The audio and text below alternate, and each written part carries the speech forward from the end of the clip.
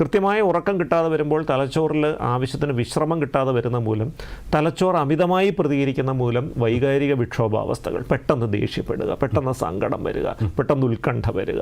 അപ്പോൾ പഠനത്തെയും പെരുമാറ്റത്തെയും ഇത് ബാധിക്കുന്നു. മൂന്നാമത്തെ പ്രധാനപ്പെട്ട ഒരു വിഷയമായിട്ട് വരുന്ന ഒരു കാര്യം എന്ന് പറയുന്നത് ശ്രദ്ധ കുറഞ്ഞു വരുന്നു. പ്രത്യേകിച്ചും ഈ കുട്ടികൾ ഈ ഡിജിറ്റൽ ഉപകരണങ്ങളിൽ കൂടുതൽ ചടുലമായ ദൃശ്യങ്ങളാണല്ലോ കാണുന്നത്. കാർട്ടൂണുകളായാലും ഓൺലൈൻ ഗെയിമുകളായാലും അതിദ്രുതഗതിയിൽ പോകുന്ന ദൃശ്യങ്ങളാണ്. പിന്നീട് അവർ വിജ്ഞാന സമ്പാദനത്തിന് വേണ്ടിയാണെങ്കിലും റീൽസ്, ഷോർട്സ് തുടങ്ങിയ ഏറ്റവും ഹ്രസ്വമായിട്ടുള്ള മാധ്യമങ്ങൾ ഉപയോഗിക്കുന്നു.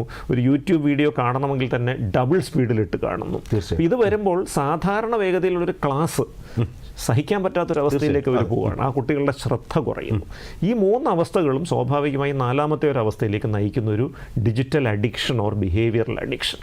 ഈ ഡിജിറ്റൽ ഉപകരണങ്ങളിലേക്ക് അടിമപ്പെട്ടു പോവുകയും സന്തോഷം കിട്ടുന്ന ഏക കാര്യമായിട്ട് ഇത് മാറുകയും മറ്റൊരു കാര്യവും സന്തോഷം നൽകാത്തൊരവസ്ഥയിലേക്ക് എത്തുകയും ചെയ്യും.